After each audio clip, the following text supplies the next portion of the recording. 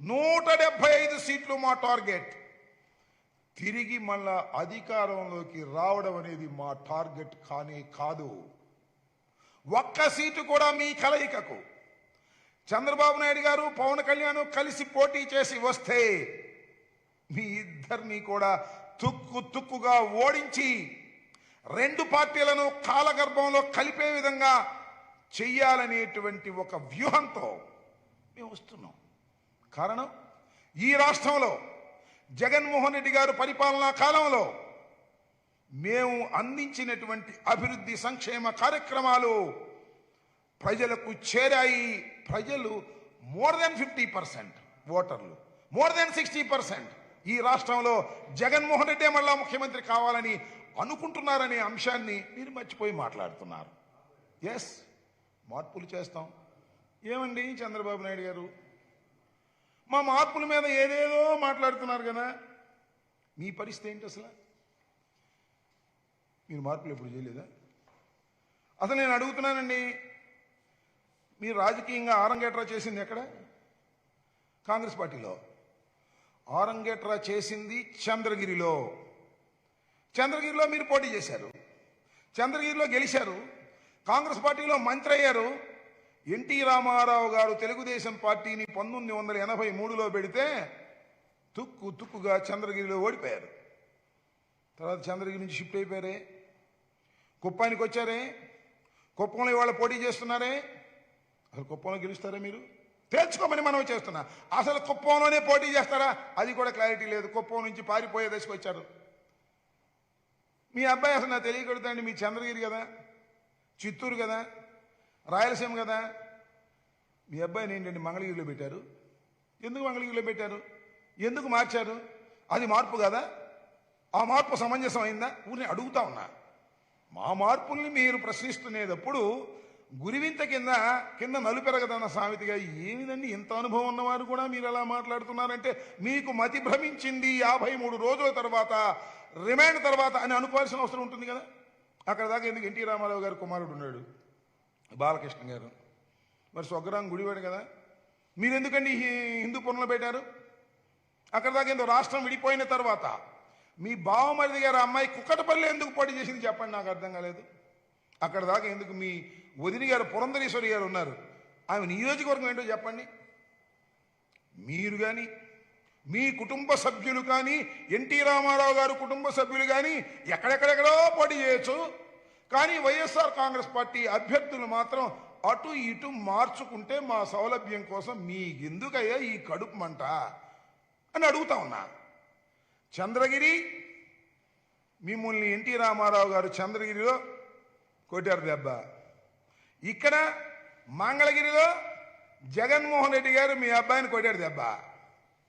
అక్కడ చంద్రగిరిలో నువ్వు, ఇక్కడ మంగళగిరిలో మీ అబ్బాయి. రాసుకోండి, ఈ ఎన్నికల తర్వాత చంద్రగిరిలో మంగళగిరిలో ఇద్దరికి ఇక శంకరగిరి మాన్యాలే పట్టేటటువంటి పరిస్థితి ఉంటుందనేది మర్చిపోవద్దు. ఈ ఎన్నికల తరువాత తెలుగుదేశం పార్టీ భూస్థాపితం కాక తప్పదు, రాసుకోండి ఈ సందర్భంగా నేను చెప్పదలుచుకున్నా. అనేక సందర్భాల్లో అడుగుతూ ఉన్నాం, చెప్పలేరు మీరు. అది చెప్పకోకుండా సోదంతా చెప్తుంటారు, గంటలు ప్రెస్ మీట్ పెట్టి మీటింగుల్లో సోదంతా చెప్తుంటారు.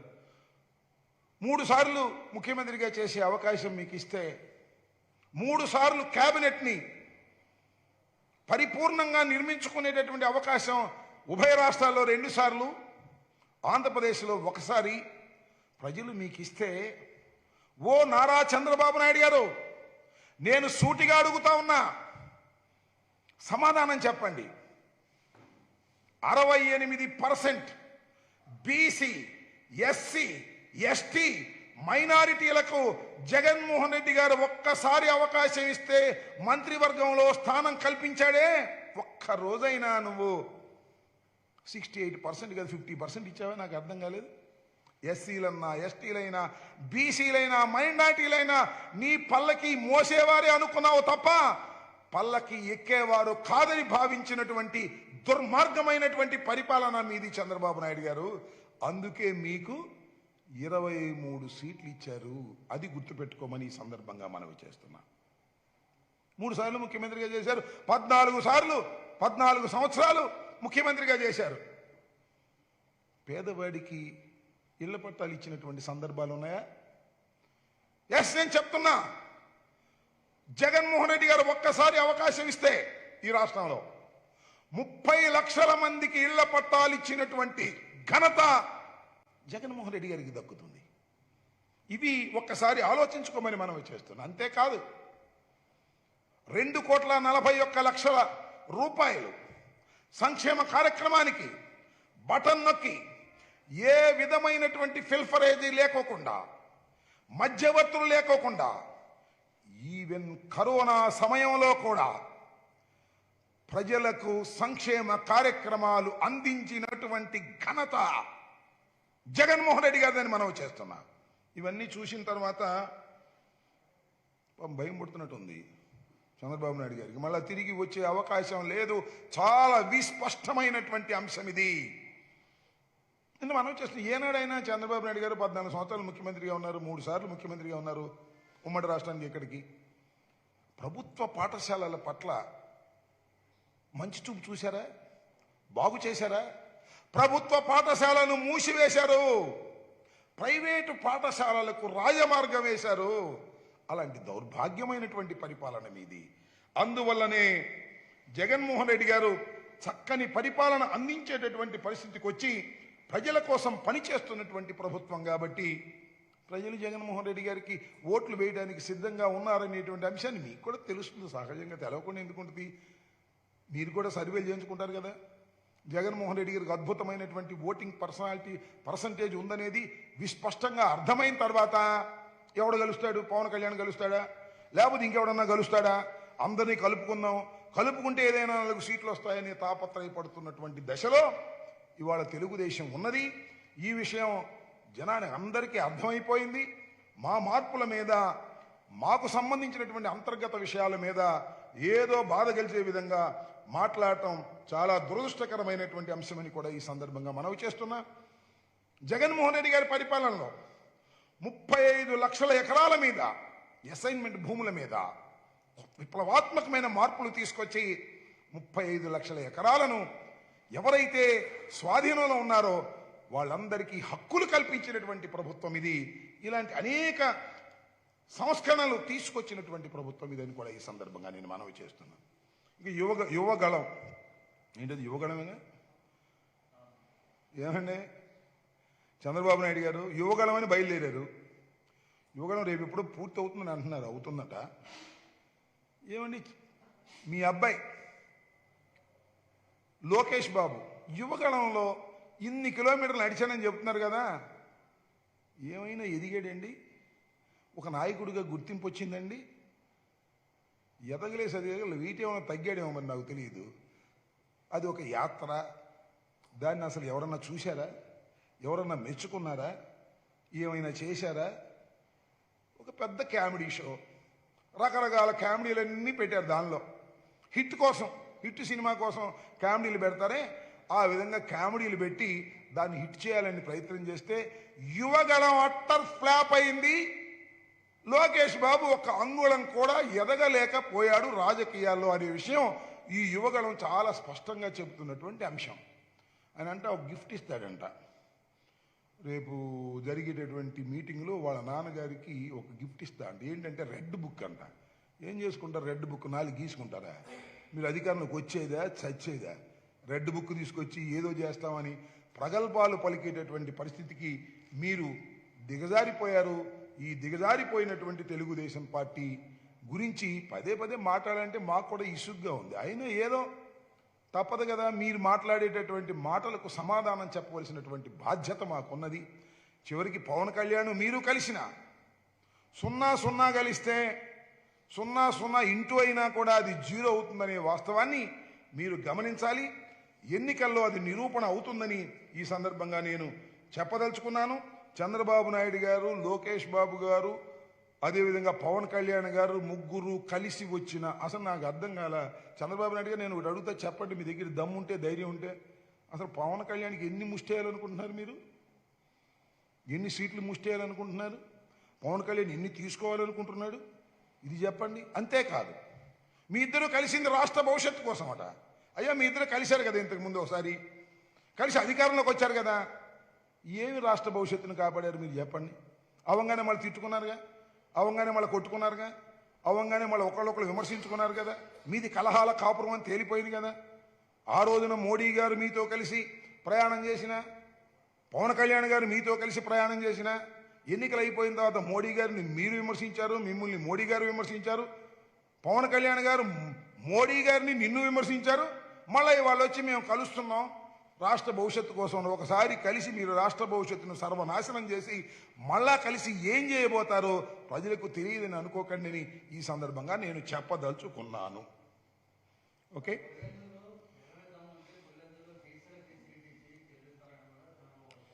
ఈ పిచ్చి మాటలు పులివెందుల జగన్మోహన్ రెడ్డి గారి సొంత నియోజకవర్గం, పులివెందుల రాజశేఖర రెడ్డి గారి సొంత నియోజకవర్గం, సొంత ఊరు, అక్కడే పోటీ చేశారు, అక్కడే గెలుస్తూ వచ్చారు. చంద్రగిరిలో లాగా ఓడిపోలేదు. ఇప్పుడు గుర్తుపెట్టుకోమని మనవి చేస్తున్నా. బీసీలకు ఏ విధమైన ప్రాముఖ్యత ఎక్కడ ఎలా ఇస్తున్నామో ప్రజలందరికీ తెలుసు, బీసీలకు తెలుసు. చంద్రబాబు నాయుడు గారు బీసీలకు మంత్రివర్గంలో సరైన స్థానం ఇవ్వనివాడు. లాస్ట్ టైం మీరు చూశారు కదా, ఒక్క మైనారిటీ ఉన్నాడండి క్యాబినెట్లో 5 సంవత్సరాల పాటు. ఒక్క మైనారిటీని కూడా పెట్టనటువంటి దుర్మార్గమైన పరిపాలన చేసినటువంటి చంద్రబాబు నాయుడు గారు మమ్మల్ని ప్రశ్నించేటటువంటి స్థాయి నీకు లేదనే విషయాన్ని దయచేసి గమనించమని కోరుతూ ఉన్నా.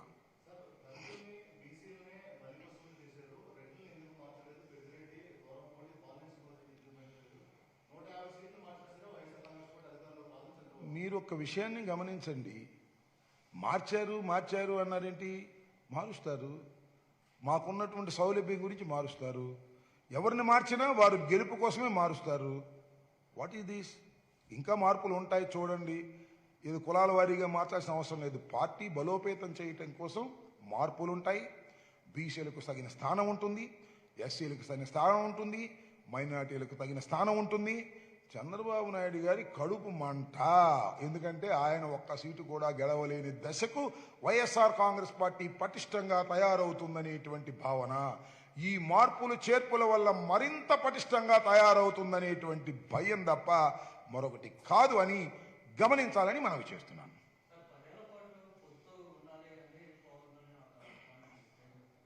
అదేందో మరి నాకు అర్థం కాల. పొత్తు ఇంకా పెట్టుకోలేదు, పొత్తు మీద పోటీ చేయలేదు, 10 ఏళ్ల పాటు పొత్తు ఉండాలంట. అంటే 10 ఏళ్ల పాటు మాట్లాడుకున్నాడేమో కాంట్రాక్టు. ఈ ఒక్క ఎలక్షన్లో కాదు, ప్యాకేజీ 10 ఏళ్ల కోసం మాట్లాడుకున్నట్టుగా ఉంది పవన్ కళ్యాణ్ గారు. అసలు పవన్ కళ్యాణ్ గారు, చంద్రబాబు నాయుడు గారు, లోకేష్ బాబు గారు అసలు మీరు ఎక్కడ ఉంటున్నారండి? ఏ రాష్ట్రంలో ఉంటున్నారండి? మీ ఇల్లు ఎక్కడండి? అప్పుడప్పుడు వచ్చిపోయేవాళ్ళు కదండి మీరు. నేను మనవి చేస్తున్నా, ఈ ఎన్నికలు అయిపోయిన తర్వాత రిటైర్మెంట్ ఖాయం. ఎవరికి? చంద్రబాబు నాయుడు గారికి. ఇల్లు లేదు కదా, అక్కడే బ్రహ్మాండం ఇల్లు కట్టుకున్నాడు, అదంటూ ఉంటాడు. లోకేష్ కూడా పాదయాత్ర అక్కడే చేసుకుంటాడు. ఈవినింగ్ టైము మన ఏదది బ్రహ్మానంద రెడ్డి గారి స్టేడియం ఉంది, బ్రహ్మానంద రెడ్డి గారి పార్క్ ఉంది కదా, దానిలో ఈవినింగ్ పాదయాత్ర చేసుకుంటాడు. సరే, ఈ మన పవన్ కళ్యాణ్ గారికి ఏమో షూటింగ్లన్నీ అక్కడే కదా, ఇక్కడేమో ఇంకా స్టూడియోలు లేవు కదా, అక్కడే చేసుకుంటారు. ఎన్నికల తరువాత వీళ్ళు ముగ్గురు వారి స్వరాష్ట్రంలో ఉంటారు. వారికి ఇది స్వరాష్ట్రం కాదు, అది కూడా రాష్ట్ర ప్రజలు గమనించాలి. వారికి ఇంట్రెస్టులు లేవు. వారికి ఇంట్రెస్ట్లల్లా ఏమిటంటే ప్యాకేజీ ఆయనకి, ఈయనకేమో అధికారం. అదేమంటున్నాడు, నిన్న ఎక్కడో చూశాను, నాకు అసలు ముఖ్యమంత్రి కావాలని కాదు, నేను 3 సార్లు ముఖ్యమంత్రిగా చేశాను. మరి అసెంబ్లీలో ఎందుకే ప్రతిజ్ఞ చేశావు? ముఖ్యమంత్రి అయితేనే శాసనసభకు వస్తానని ఎందుకే ప్రతిజ్ఞ చేశావు? సిగ్గుందా లేదా నీకు? ముఖ్యమంత్రి కాబట్టి అసెంబ్లీకి రావా? ముఖ్యమంత్రి అయితేనే వస్తావా? What is this? ముఖ్యమంత్రి అయితేనే అందరూ వస్తారా శాసనసభకి? సో ఇవన్నీ కూడా చంద్రబాబు నాయుడు గారికి అంతర్గతంగా అన్ని విషయాలు తెలుసు. వచ్చేది మళ్ళా ఈ రాష్ట్రంలో జగన్మోహన్ రెడ్డి గారి పరిపాలనని బాగా తెలుసు. దానికోసం భయపడి ఏమేం మాట్లాడాలో అర్థం కాక ఫ్రస్ట్రేషన్లో పిచ్చిగా రకరకాలుగా మా పార్టీలో సీట్ల మార్పును కూడా ఆయన కామెంట్ చేసే స్థాయికి దిగజారిపోయాడు. ఆయన పార్టీలో సీట్లు అయితే మార్చుకున్నారు, ఇంతకుముందు మార్చుకుని అవి మాత్రం కరెక్ట్ అనేటువంటి పద్ధతుల్లోకి వెళ్ళారంటే వారికి సరిగా అర్థం కావక కాదు, ఫ్రస్ట్రేషన్లో ఉన్నారు.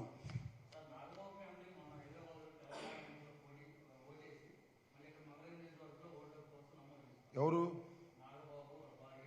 అక్కడ ఓటేశారా, మళ్ళీ ఇక్కడ ఓటేస్తారా? నైతికత వాళ్ళకు ఉండాలి. నాగబాబు గారు నాకైతే తెలీదు. నాగబాబు గారు వారి భార్య తెలంగాణలో అక్కడ ఓటేస్తే శాసనసభకి, మళ్ళా ఇక్కడ ఓటు వేయాలని ఇక్కడ జాయిన్ చేస్తే ఇది అనైతికమైన అంశం. చట్ట ప్రకారం తర్వాత విషయం. ఇది అనైతికమైన విషయం. ఈ విషయానికి సమాధానం చెప్పవలసినటువంటి బాధ్యత ఉంది. ఏమన్నా నాగబాబు గారు అక్కడ ఓటేశాడా? మళ్ళీ ఇక్కడ అసెంబ్లీకి వేస్తాడా? పెట్టుకున్నాడా? ఇంక మనం ఏం చెప్పవసరం ఈ నైతికత గురించి. పోలవరం గురించి కూడా మాట చెప్పాలిగా, మరి మర్చిపోయి బాగా గుర్తు చేసావు బ్రదర్. మీరేది ఏటీవీ పోలవరం గురించి మాట్లాడుతున్నాడండి చంద్రబాబు నాయుడు గారు. 72% నేను పూర్తి చేశా అని. ఏంది 72% పూర్తి చేసి సవాల్ చేస్తానా? ఇవన్నీ అంకెల గారడి. పోలవరాన్ని సర్వనాశనం చేసింది చంద్రబాబు నాయుడు గారి డబ్బుల ఆరాటం తప్ప మరొకటి కాదని మనం చేస్తున్నా. అనేక సార్లు చెప్పా, మళ్ళా చెప్తున్నా.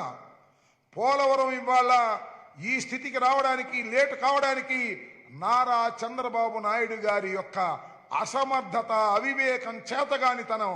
నేను అనేక సందర్భాల్లో చెప్పా. ప్రధానమైనటువంటి భాగం స్పిల్వే తర్వాత ఆ కట్టకి ఉన్నటువంటి డయాఫ్రమ్ వాల్, 2 కాఫర్ డ్యాములు నిర్మించిన తర్వాత డయాఫ్రమ్ వాల్ నిర్మాణం చేయాలి ఎర్త్గమ్ రాక్ ఫిల్లింగ్ డ్యామ్కి. చంద్రబాబు నాయుడు గారు డబ్బులు తొందరగా గాజేద్దామని, తొందరగా ఎన్నికలు వస్తున్నాయి తీసేసుకుందామని, ఉమాను చంద్రబాబు నాయుడు గారు కోట్లు లాగేద్దామని కాఫర్ డ్యాములు పూర్తి కాకోకుండా డయాఫ్రమ్ వాల్ వేసినటువంటి అతి దుర్మార్గమైనటువంటి ప్రభుత్వం. అందువల్లనే ఇవాళ ఈ ఆలస్యం అవుతుంది. మళ్ళా కొత్త డయాఫ్రమ్ వాల్ వేయవలసిన పరిస్థితి ఏర్పడుతుంది. నేను అనేక సార్లు చెప్పా. చంద్రబాబు నాయుడు గారికి మళ్ళా చెప్తున్నా, సవాలు చేస్తున్నా. ఈ రోజున పోలవరం ఈ స్థితికి రావడానికి చంద్రబాబు నాయుడు గారి డబ్బుల ఆరాటం తప్ప మరొకటి కాదు.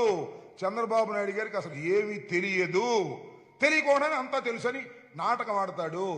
అంతా తెలుసని ఈనాడు, ఆంధ్రజ్యోతి, TV5 చెప్తుంటే నమ్ముతూ ఉంటారు. ఇప్పుడు తెలిసిపోయింది. TV5, ఆంధ్రజ్యోతి, ఈనాడు రాధాకృష్ణ చంద్రబాబు నాయుడు గారు గొప్పోడని చెప్పినా కూడా నమ్మే స్థితి లేదు. ఎందుకంటే ఆ అస్త్రాలన్నీ వీగిపోయాయి. చంద్రబాబు నాయుడు పెద్ద మేధావని, చంద్రబాబు నాయుడు గారు తలుచుకుంటూ ఏదైనా చేస్తాడని ఇలాంటి రాతలన్నీ రాసి నిజం అనిపించారు. చంద్రబాబు నాయుడు గారి అసమర్థత, తెలివి తక్కువతనం వల్లనే పోలవరం ఈ స్థితికి దిగజారింది. దీని మీద సవాల్ చేస్తున్నాను. చర్చకైనా చంద్రబాబు నాయుడు గారితో సిద్ధమని కూడా ఈ సందర్భంగా చెప్పదలుచుకున్నాను.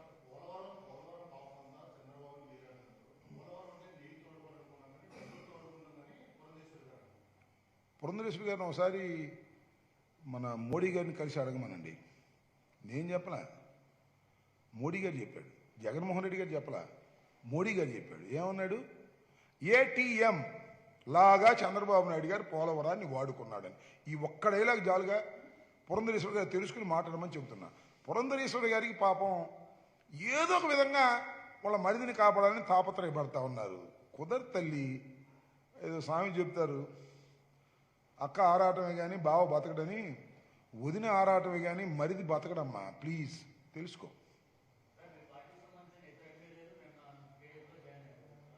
మా పార్టీకి సంబంధించిన 2 ఎమ్మెల్యేలు టీడీపీలో జాయిన్ అయిన మాట ఒట్టిది. వాళ్ళు బహిష్కరితులు. మాకు ఓటేయలేదని అప్పుడే బహిష్కరించడం జరిగింది. మేము వదిలేసిన వాళ్ళందరూ అటు పోతుంటారు. మేము సస్పెండ్, పనికిరాడు, వీడు మోసం చేశాడు అనుకున్న వాళ్ళని సస్పెండ్ చేస్తే అటు వెళ్ళి చేరతారేమో. ఆ తుక్కంతా వాళ్ళ మొయ్యి మాకేం అభ్యంతరం లేదు. మేము జగన్మోహన్ రెడ్డి గారిని మోసం చేసి ఈ పార్టీలో ఉండి డబ్బులు తీసుకుని ఆ పార్టీకి ఓటేసి వాళ్ళని సస్పెండ్ చేస్తే వీళ్ళు మాకు పనికిరారు చీ అంటే వాళ్ళందరూ వెళ్ళి చంద్రబాబు భుజం మీద ఎక్కుతారు, మొత్తం మునుగుతారు. చంద్రబాబు, పవన్ కళ్యాణ్ ప్రయాణం చేస్తున్న పడవ మునిగిపోయే పడవ. ఆ పడవ ఎవడెక్కినా శ్రీమద్ రమారమణ గోవిందే, శంకరగిరి మాన్యాలే. ఏంటండి?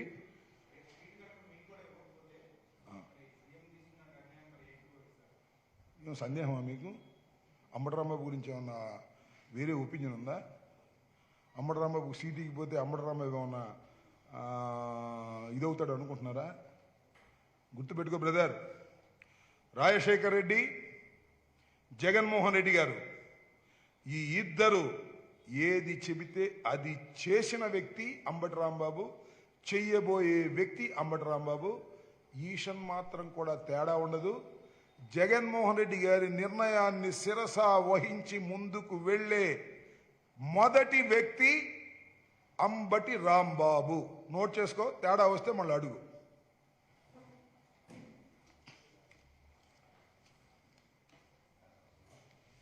ఓకే.